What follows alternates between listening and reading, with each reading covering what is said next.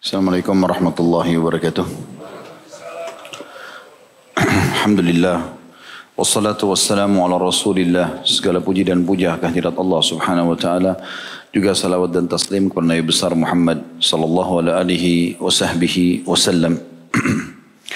Kita memuji Allah subhanahu wa ta'ala atas nikmatnya. Karena kita sudah menyelesaikan kajian lengkap Bulughul Maram. Dan semoga saja Allah maafkan bila ada kesalahan dan juga Allah jadikan sebagai amal jariyah dan lebih bermanfaat kalau itu semuanya benar.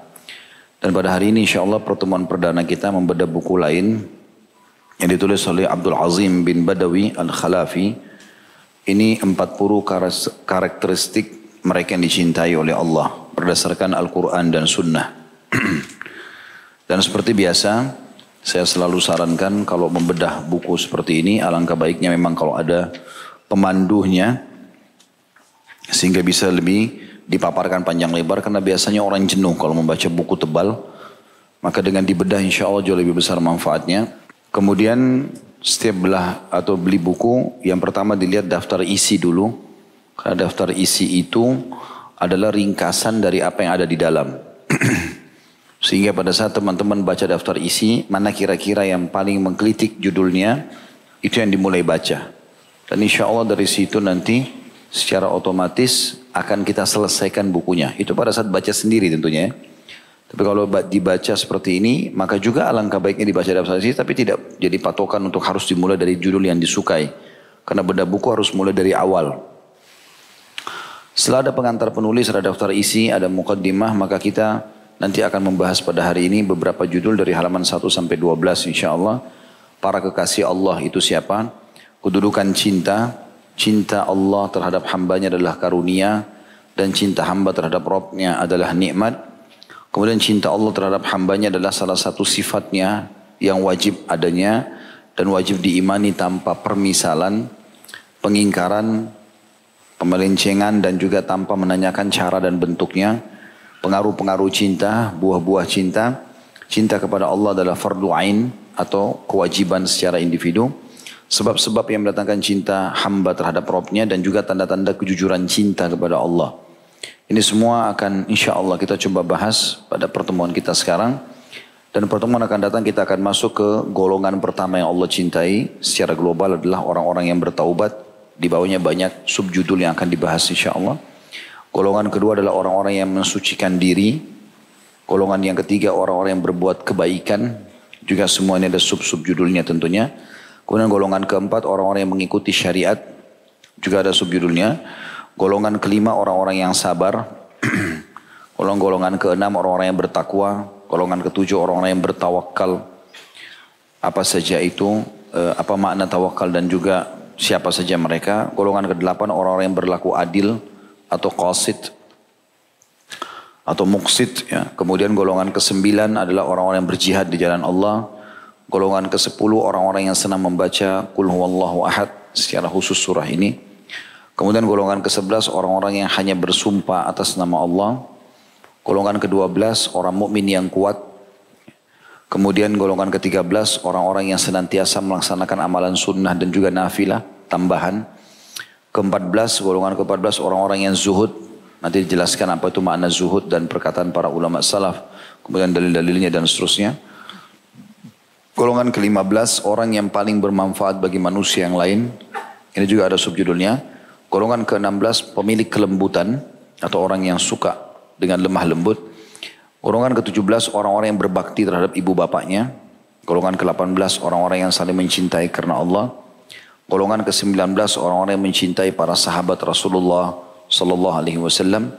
Golongan ke-20 orang-orang yang selalu berdermah dan murah hati. Ke-21, golongan ke-21 orang-orang yang memiliki rasa malu dan yang menutupi aib-aib orang lain.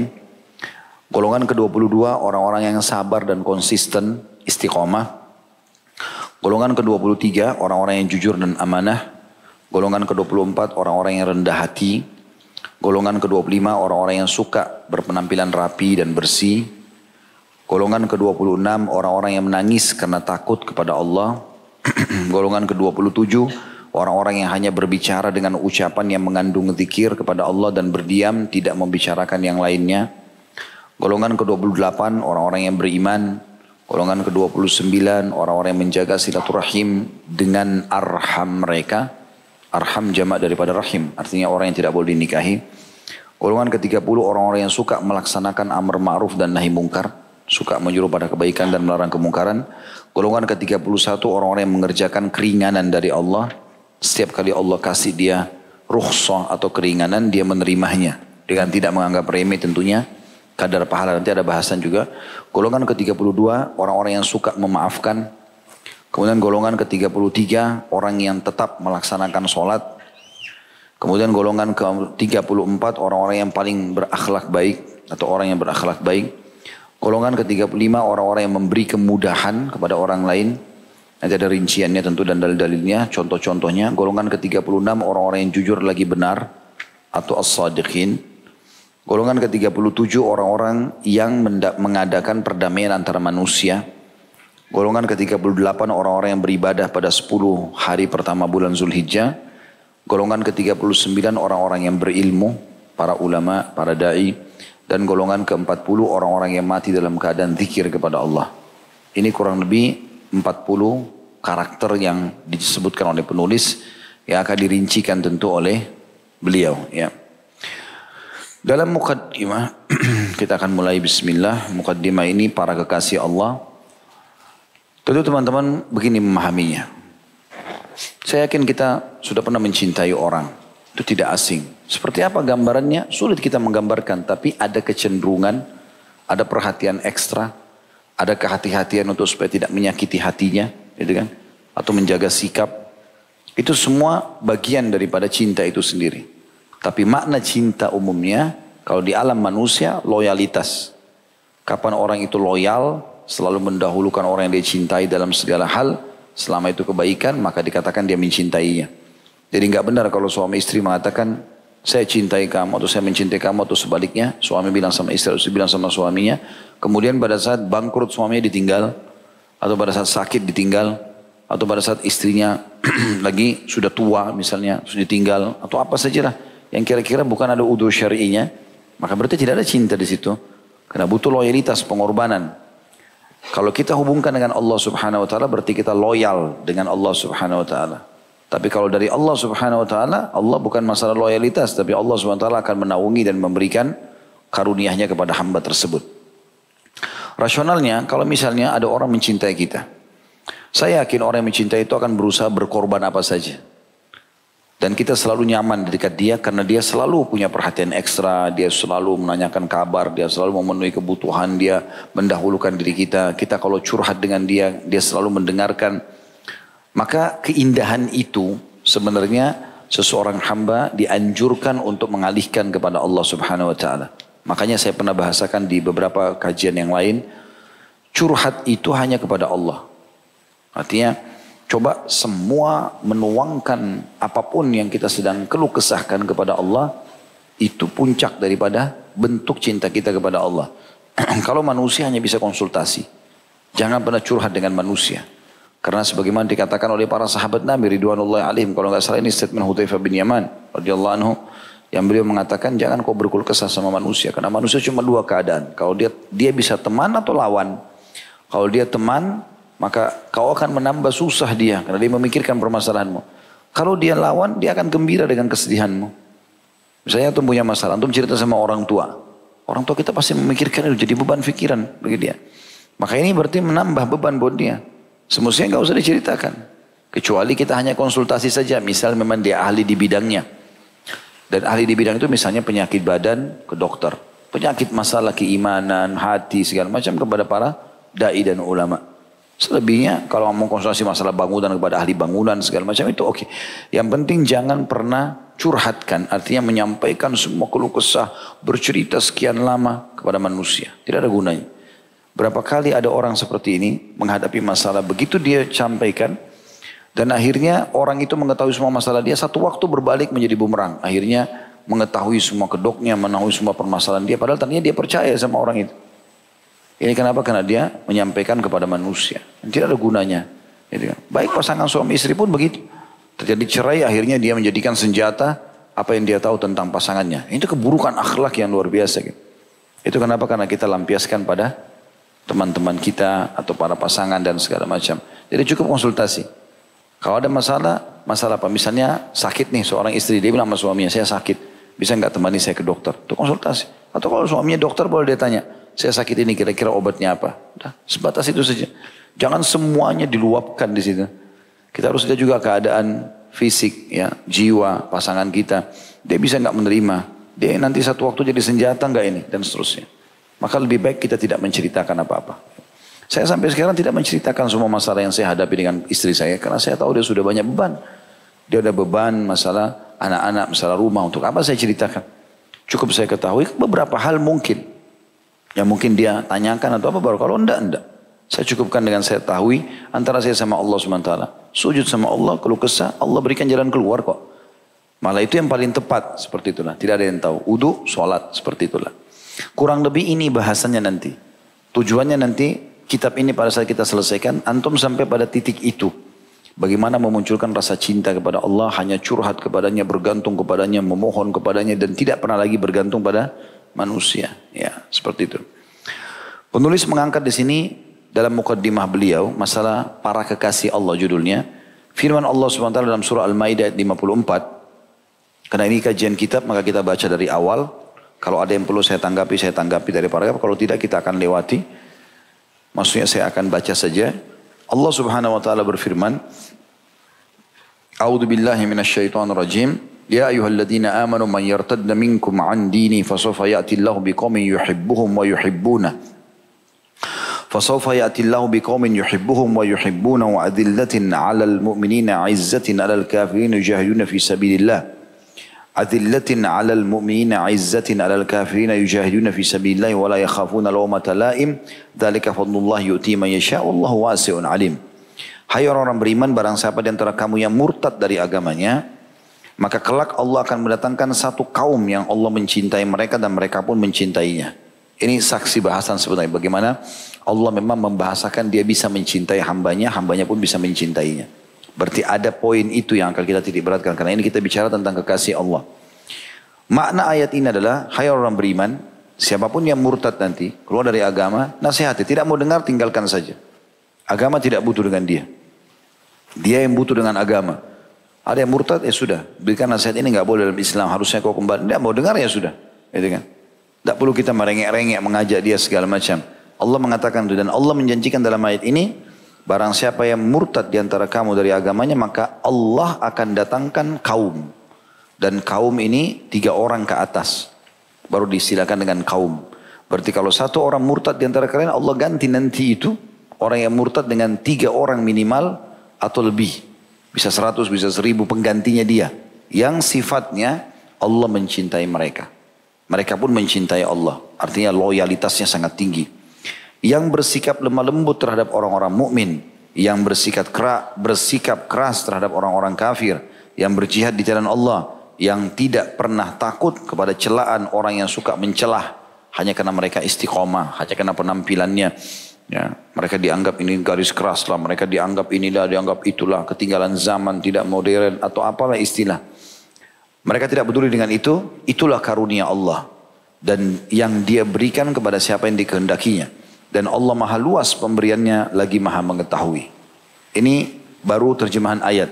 Kita masuk apa yang dimaksudkan atau menjelaskan oleh penulis ini. Beliau mengatakan Allah Ta'ala, Allah yang maha tinggi, memberitahukan bahwasanya Allah maha kaya, tidak membutuhkan semesta alam ini. Dan bahwa orang yang murtad dari agamanya, maka sekali-kali tidak akan mampu sedikit pun untuk membahayakan Allah. Dan justru membahayakan dirinya sendiri.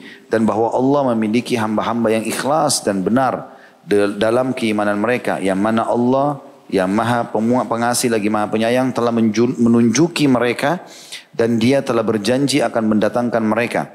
Dan bahwa mereka adalah makhluk yang paling sempurna sifatnya, paling kuat jiwanya, paling baik akhlaknya.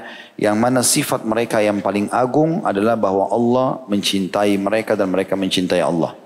Artinya teman-teman sekalian, kalau kita tidak berusaha untuk menempuh jalan untuk meraih cinta Allah, Allah akan singkirkan kita, Allah akan datangkan memang ada orang yang mau mencintai Allah SWT. Antum tidak mau membela agama ini, Allah datangkan orang yang membela agama ini. Jadi Allah SWT sudah menyebutkan, itu makna daripada ayat ini. Kecintaan yang bertimbal balik adalah hubungan antara mereka dengan Rabb. Hal itu merupakan kedudukan yang diperebutkan oleh orang-orang yang berlomba-lomba untuk meraihnya. Orang-orang yang beramal, bertujuan kepadanya, dan para pelomba bergerak meraihnya. Dan orang-orang yang mencintainya terus mengorbankan diri mereka dengan mempedomani dan anginnya menghembus bagaikan hembusan ahli-ahli ibadah. Cinta adalah makanan hati, energi bagi ruh dan penyejuk mata. Ia adalah kehidupan. Siapa saja yang tidak mendapatkannya maka ia tergolong orang-orang yang mati. Ia adalah cahaya. Siapa yang kehilangannya maka ia berada di lautan kegelapan. Ia adalah kesembuhan yang mana bila seseorang tidak memilikinya maka hatinya diserang berbagai penyakit. Ia adalah kelezatan jika seseorang tidak mendapatkannya maka hidupnya hanyalah keluh kesah dan kesakitan belaka. Ia adalah ruh iman dan amal perbuatan, kedudukan dan keadaan. Manakala semuanya itu kosong darinya, cintaan maksudnya, maka ia hanyalah seperti badan yang tidak ada ruhnya. Ia membawa beban-beban orang-orang yang bepergian menuju negeri yang mereka tidak bisa sampai ke negeri itu kecuali dengan cara susah payah. Mengantarkan mereka menuju kedudukan yang tampaknya mereka selamanya tidak akan sampai. Yang akan memindahkan mereka dari tempat yang sempit menuju tempat yang jika tidak karena hal tersebut mereka tidak akan bisa memasukinya. Ini adalah terminal akhir suatu kaum yang perjalanan mereka selalu kepada sang kekasih besar semua, S-nya besar sang berarti Allah, kekasih K-nya besar juga Allah, yaitu jalan mereka yang mengantarkan mereka kepada derajat utama dalam waktu dekat. Kurang lebih apa yang dimaksud dalam paragraf ini adalah seseorang harusnya mencoba meraih cinta Allah SWT dengan cara memahami kedudukan Allah itu sendiri. Allah sebagai pencipta langit dan bumi.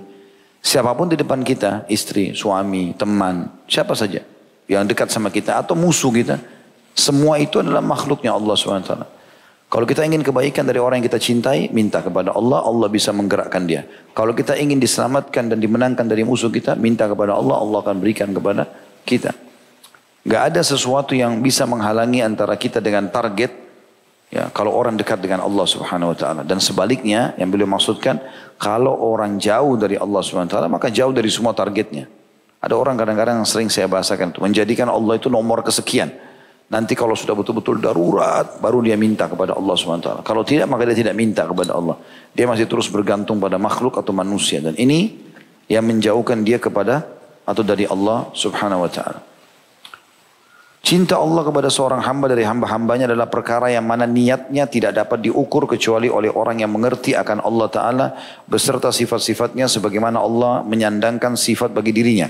Kalau tidak demikian maka orang yang mendapatkan wujudnya sifat-sifat ini dalam indera, jiwa, perasaan dan kejadiannya pasti tidak akan bisa mengukur hakikat pembenaran ini melainkan orang melalui hakikat siapa zat pemberi, yang memberi siapa, yang mengerti siapa Allah, siapa yang membuat alam besar ini, pembuat manusia yang menganggap kecil alam ini, dan ia merupakan kejahatan kecil. Tidak mengetahui zat yang memiliki keagungan, kekuatan, kekuasaan, keesaan dan kerajaannya dan sebagainya. Siapakah hamba ini yang mana Allah memberikan keutamaan kepadanya berupa kecintaan darinya, padahal dia hanyalah makhluk yang diciptakan oleh Allah yang maha suci, yang maha mulia dan maha agung, maha hidup selamanya, azali atau abadi, dan maha pertama, maha terakhir, maha lahir dan juga maha batin. Artinya seseorang harusnya memahami, menanamkan dalam jiwanya tentang kebesaran Allah SWT. Sekali lagi, alam semesta ini dengan semua yang ada di sana, apa yang di atas bumi ini dan semua apa yang ada di atasnya, apa yang ada di dalam lautan dan di atas daratan atau di dalam bumi ini, semuanya terjangkau tidak jangkau adalah milik Allah. Kalau seseorang sudah meraih cinta sang pencipta yang memiliki semua ini, maka apa saja yang dia minta dia akan dapat. Allah Subhanahu Wa Taala akan memberikan kepada dia segala macam hal yang dia inginkan. Maka seseorang hamba harus berusaha untuk meraih itu. Ada hal yang beliau singgung di sini mengatakan dalam mukaddimahnya, ada banyak orang melakukan kejahatan kecil, dia anggap itu kecil padahal sebenarnya besar, dengan cara tidak mau mengenal Tuhannya, sehingga selalu saja tidak pernah mau berhubungan sama Allah Subhanahu Wa Taala. Kalau dalam ibadah pun mereka tergesa-gesa dalam melakukan atau apa adanya saja. Yang penting sudah sholat, yang penting sudah ibadah, yang penting sudah sedekah, yang penting sudah pernah melakukan. Ini semua kekeliruan. Dan ini yang dimaksud dalam paragraf yang baru saja disampaikan oleh penulis. Nanti sebentar habis ini ada dalil-dalil yang disebutkan ya. Ini masih mukaddimah pembahasan beliau. Sedangkan cinta seorang hamba terhadap Rabbnya adalah nikmat bagi hamba tersebut yang juga tidak akan bisa diketahui kecuali oleh orang yang merasakannya.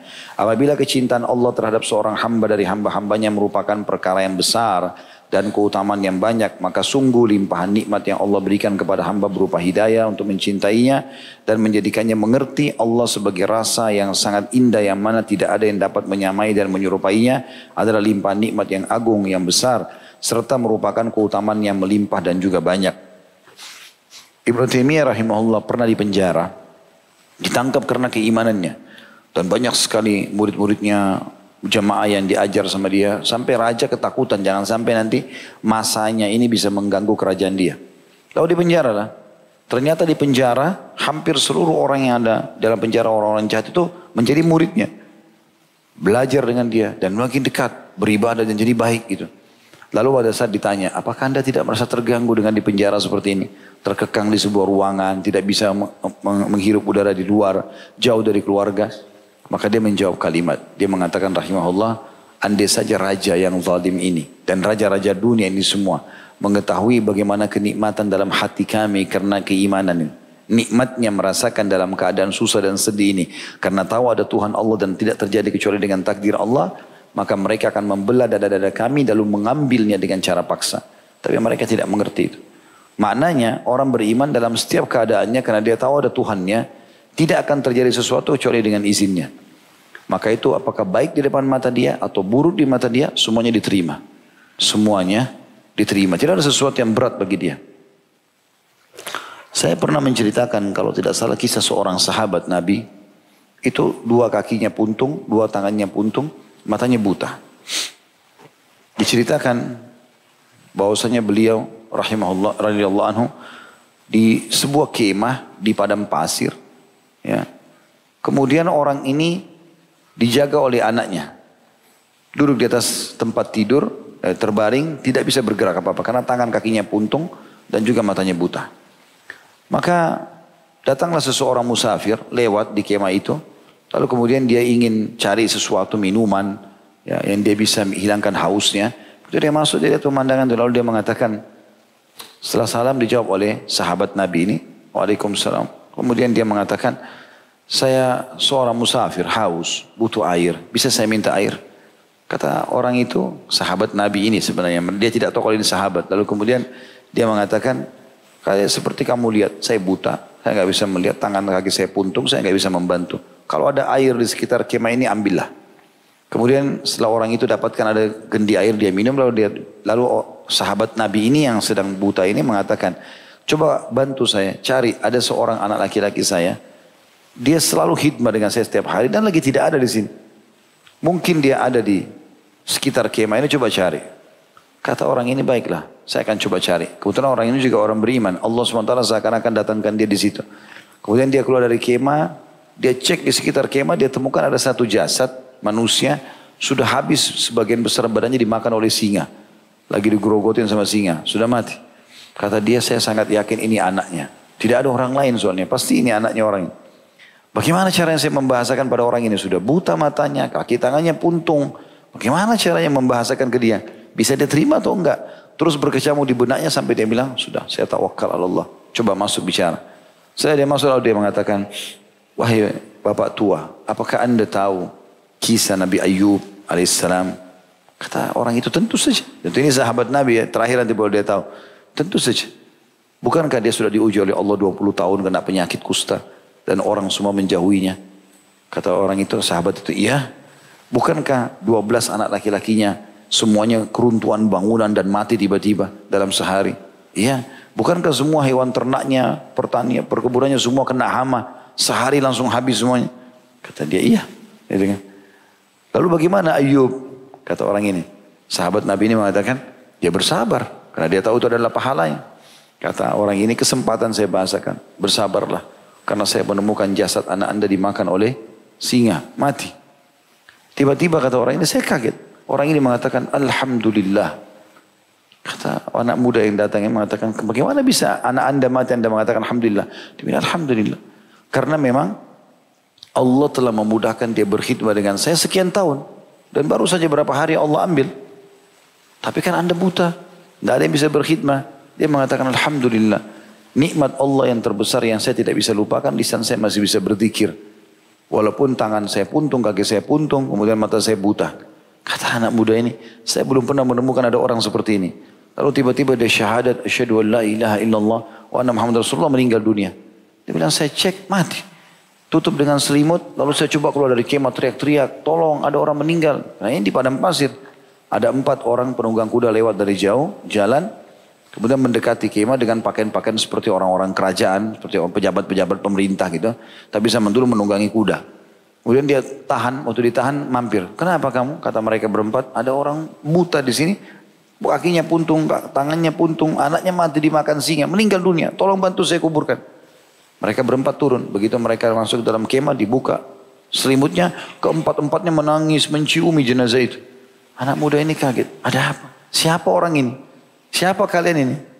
Maka mereka berempat mengatakan, kau tidak kenal orang ini? Kata dia tidak. Dia bilang kami adalah petugas kerajaan. Ya, khilafah pada saat itu. Dan ini adalah salah satu sahabat Nabi yang tertinggal masih hidup. Dia sudah lama dicari oleh khalifah untuk dijadikan sebagai hakim. Tapi dia berusaha melarikan diri sampai kami temukan sekarang dia. Tapi dalam bentuk jenazah. Andai saja dia masih hidup maka kami akan membawanya untuk menjadi hakim di pengadilan kerajaan Islam ini gitu. Maka kita ambil pelajaran teman-teman. Bagaimana orang ini, kalau orang sudah tanam dalam cinta dalam dirinya kepada Allah SWT, cobaan seperti ini pun jadi kecil buat dia. Tidak terlalu berat, bisa dilewati gitu. Saya juga pernah bercerita seseorang yang bernama Abdullah. Tapi ini kisah klasik lama dulu saya pernah sampaikan di awal-awal pengajian. Ada satu orang bernama Abdullah di Irak. Dia tinggal di kemah di padang pasir. Kemudian orang ini lagi makan siang di kemahnya. Lalu tiba-tiba ada seseorang menunggangi kuda dari jarak jauh dengan kecepatan tinggi, berdebunya berterbangan. Turun tiba-tiba, membuka pintu kemahnya, lalu mengatakan, wahai Abdullah, teriak-teriak. Lalu Abdullah ini pas lagi duduk, ya, dia lagi mau menyiapin makan atau masukkan makan di mulutnya. Dia berhenti, lalu dia mengatakan, ada apa? Kata orang tersebut, anakmu baru saja mati dibunuh orang. Maka tanpa banyak bicara si Abdullah ini, orang ini bernama Abdullah, tanpa banyak bicara, dia memberhentikan kunyaan makan tadi yang dia masukkan di mulutnya, lalu dia mengucapkan, Inna lillahi wa inna ilaihi raji'un. Lalu dia kembali makan. Nah, pada saat dia kembali makan, orang yang bawa berita ini pikir, ini Abdullah belum dengar kali. Wahai Abdullah, anakmu mati dibunuh orang. Dia berhentiin kunyaannya. Lalu dia mengatakan inna lillahi wa inna ilaihi raji'un. Lalu dia kembali kunyah makanan. Orang ini kena penasaran diulangi 3 kali. Wahai Abdullah, demi Allah saya lihat anakmu ditusuk dengan pisau keluar darah mati. Ada lagi lebih jelas daripada penjelasan itu. Maka dia mengatakan inna lillahi wa inna ilaihi raji'un. Sambil dia berhentikan kunyaannya. Tadi di antara jedah pertanyaan ini dia mengunyah. Ya, biasa makan seperti gak ada apa-apa. Maka dia berhenti kunyahan yang ketiga lalu dia mengatakan inna lillahi wa inna ilaihi raji'un. Orang ini penasaran. Wahai Abdullah, jelaskan kepada saya. Bagaimana kau tidak panik dengan kematian anakmu? Maka Abdullah mengatakan duduklah. Dia masih bisa suruh duduk orang ini dengan tenang. Lalu dia mengatakan duduklah. Kami ini kaum yang beriman kepada Allah. Kami yakin ada Tuhan kami. Dan Allah sudah menentukan semua sesuai dengan takdirnya. Dan pasti keputusannya penuh dengan keadilan dan kebaikan. Maka ketahuilah. Anak saya mati. Memang sudah dasarnya ajalnya yang Allah tentukan. Baik ditusuk oleh orang itu atau enggak ditusuk. Artinya saya marah enggak marah, pasti dia mati di saat itu. Kasus proses ditusuk itu hanya penyebab saja. Tapi dasarnya dia harus mati di waktu itu. Lalu untuk apa saya marah? Kalau saya marah berarti saya tolak keputusan Allah SWT. Toh dia pasti mati di waktu itu. Ditusuk atau tidak. Dan perlu kamu tahu. Saya tetap mengunyah makanan ini karena Allah juga memerintahkan kepada saya untuk memakan dan menghabiskan makanan ini. Maka saya akan makan makanan ini. Bukan seperti yang kau gambarkan. Kalau saya buang makanan ini lalu saya panik. Maka saya tidak terima takdir Allah dan juga ini akan mubadzir. Maka saya makan makanan ini. Setelah selesai baru saya urus jenazah saya. Jenazah anak saya. Dengan sangat tenang dia menghadapi permasalahan yang sedang dia hadapi. Semua itu muncul justru karena keyakinannya kepada Allah SWT. Itu yang dimaksud dalam poin-poin seperti ini. Kata beliau, kecintaan Allah, selanjutnya ya, masih di halaman 3. Kecintaan Allah terhadap hamba-hambanya merupakan salah satu sifat dari sifat-sifatnya yang wajib ditetapkan atau keberadaannya. Dan wajib mengimaninya tanpa penyamaan.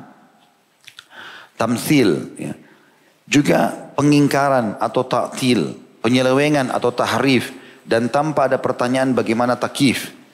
Ini kalau yang ada ikutin ceramah saya di YouTube tentang beriman kepada nama-nama dan sifat Allah. 4 hal ini ditekankan sekali oleh ulama dalam mengimani dan menyifati Allah SWT dengan sifat-sifat dan nama-namanya. Yang pertama, nama-nama dan sifat Allah itu tidak boleh ada tamthil, penyerupaan dengan makhluk. Jadi tidak bisa kita menyamakan antara Allah SWT dengan makhluknya. Misal Allah mengatakan tajri bi a'yunina, semua berjalan sesuai dengan pengawasan mata-mata kami. Gak bisa disamakan dengan mata manusia. Ya. Ayat tentang tangan Allah, yadullahi fawqa aydihim, tangan Allah di atas tangan-tangan mereka. Allah punya tangan, tapi tidak boleh kita tamthil. Tidak boleh kita samakan dengan makhluk. Karena Allah tentu jauh lebih sempurna. Allah menciptakan segala macam jenis tangan. Manusia berbeda mungkin sama jin, berbeda sama hewan-hewan. Maka sang pencipta jauh lebih sempurna. Salah satu hal yang harus ditekankan dalam sifat Allah, tidak boleh ada tamthil, menyerupakannya.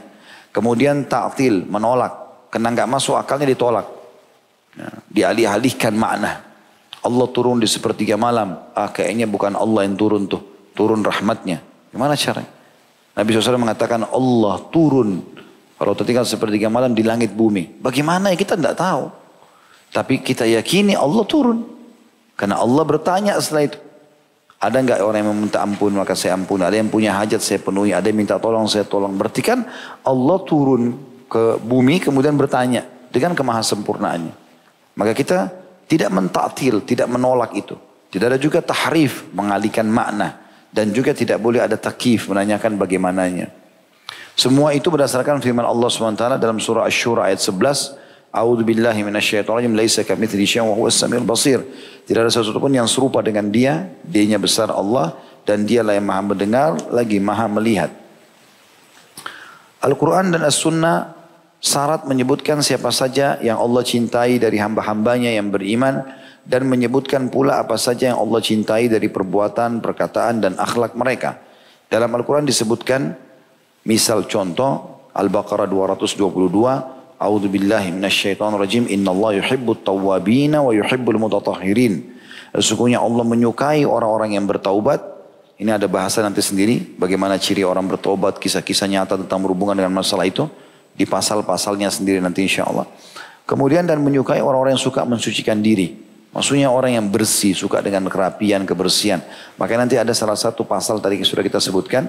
Adalah orang-orang yang dicintai Allah, orang-orang yang suka dengan bersih juga rapi. Ini contoh. Dalam Al-Quran juga disebutkan Al-Baqarah 195 tentang cinta Allah kepada jenis hamba ini. A'udzu billahi minasyaitonir rajim, innallaha yuhibbul muhsinin. Sesungguhnya Allah mencintai orang-orang yang muhsin. Muhsin itu gemar berbuat baik. Ya. Kalau orang cuma berbuat baik kapan ada kesempatan atau kapan dia mau, belum dikatakan muhsin. Muhsin itu gemar berbuat baik. Kalau tidak ada kesempatan di depan matanya, dia mengejar, mencari tahu. Belum orang minta, dia sudah memberi. Ya. Itu sifat muhsin. Kemudian juga di ayat yang lain, Al-Imran 146, Allah sebutkan juga Allah mencintai orang-orang yang sabar. Wallahu yuhibbus sabirin. Dan Allah menyukai orang-orang yang sabar. Dan sabar juga nanti akan ada bahasa sendiri. Berikut contoh-contohnya. Tapi definisinya adalah menerima takdir Allah dan ikhtiar mencari jalan keluar. Kemudian surah Shaf ayat 4. Allah juga menyebutkan tentang Allah mencintai orang-orang yang pergi berperang di jalannya. Bersusun-susun atau berbaris-baris. A'udzu billahi minasyaitonir rajim. Innallaha yuhibbul ladzina yuqatiluna fi sabilillah.